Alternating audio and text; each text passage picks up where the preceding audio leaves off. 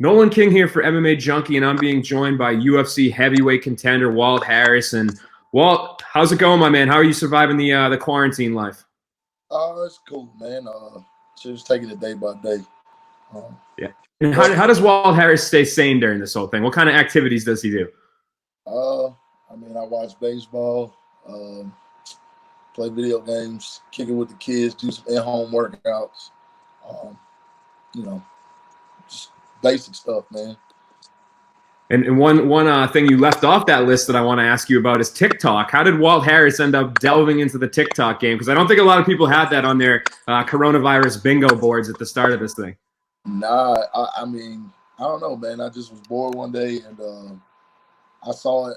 I thought it was some, interesting, creative stuff on there. So I was like, man, let me jump on here and see what's going on. My coach has been telling me for like the last year or so to jump on it, and I just said, screw it, I'm bored. So I did it, man. The rest is history. I love it. That's awesome, man. And let's talk about fighting a little bit here. Obviously, you were supposed to fight Alistair Overeem, and that fight was one of the events that got wiped out or postponed because of the coronavirus. So I guess, what's the latest? Have you been hearing anything from the UFC in terms of a rebooking? I know Alistair's in the United States, so I guess just talk me through that process. What do you think's next for you?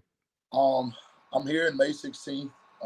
Is a possible date that we could fight. I've heard he's here. They have him quarantined right now, so um, I'm hoping that it goes through. Like I said, everything's day to day. So some days, you never know, man. You wake up, everything's going great, and then next thing you know, everything changes. So we'll see, man. I'm just trying to stay ready as I possibly can during this time, and hopefully the fight will happen, man. It'd be a great honor to get in there and fight Alistair for sure. And you talk about the ups and downs of this whole thing and how nobody's really certain about what's next, and everybody in the world's kind of in that same situation. But I feel like with fighting, it's magnified because one day your fight's on, one day it's off. So for you, how frustrating has that been? I know it's been a little while since we've seen you. You guys were supposed to fight in December. You had the personal issues that you had to deal with, and then to get and now have to be and I guess talk about that. How frustrating has that been? Um, I mean, it's frustrating from a personal standpoint as far as the fight, my career. But it's a part of life. I like you alluded to, I've been through a lot of things in my life, so um, it's just part of it, man. I kind of think God does things in His own time, so I don't get stressed out about things. I just try to do my best to stay ready and stay focused, and be ready when my number's called. So, it's part of the process. Just kind of been my journey in the UFC, man, ups and downs. So there's nothing to do, man. Just stay focused and keep going.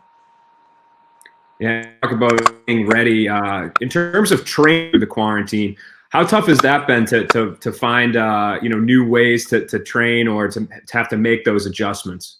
Um, it hadn't been too many issues because at first we were training, like 6 people in the room because they said, you couldn't be more than 10 people.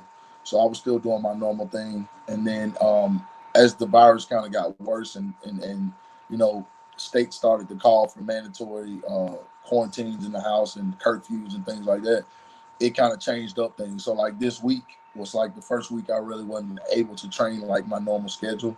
Um, so I've been kind of doing my own thing at home, running around the neighborhood, shadow boxing in my driveway.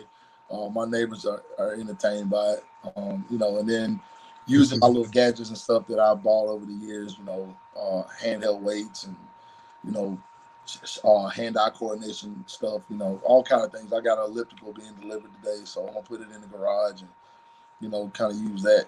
Just kind of make do, man. It's just what it is. It is what it is. And Alistair Overeem's been the opponent that's been on your plate for, like I said, this will be the third booking. So is it tough to not almost overthink a matchup when you've got a guy in front of you for that long, or do you not really run into that issue? Nah, I mean, a fight's a fight, man. I mean, I just look at it from a standpoint of, he's a legend. I respect him. So my preparation is always the same, whether I'm fighting, someone Alistair's caliber or a newcomer. I'm trying to go in there and get the victory by any means, and I'm gonna train my hardest and I'm gonna work my ass off to make sure I'm ready on that night. So, you know, it is what it is. You know, third time's a charm, though. So we'll see. And I know at the time you obviously, like I alluded to earlier, you had a lot going on in your life, but maybe, you know, since then, have you gone back and watched that fight between Overeem and Rozenstruik? And if so, you know, what were your thoughts on his performance in that one? Obviously didn't win, but I mean, I watched a little bit of it, not too much. I just know that, you know, he's not going to be able to fight me that way. You know, that's what I noticed from watching that fight. You know, I just feel like I present more challenges than Rozenstruik. You know, and I'm prepared. I think I'm more well-rounded. So it'll be definitely the same outcome. I think I'll get the victory, but it'll be a lot sooner. And I want to end on kind of a fun question here. The last time that I saw you was out in Las Vegas at the barbershop. Myself and Mike Bond were there doing some interviews, and you and James Krause were going at it about a certain debate that you guys were having about who would win in a fight, Mike Tyson or The Rock. It spilled over into social media, and it went on for seemingly forever that weekend. So has that debate been settled? Have you guys reached an agreement on that one? It's still going. James just texted me actually this week something, and then he sent me a little tidbit where The Rock, like, I don't know how he finds this stuff. If he's researching it or what, but there's a post The Rock posted on Instagram. This had to be like 5 years ago.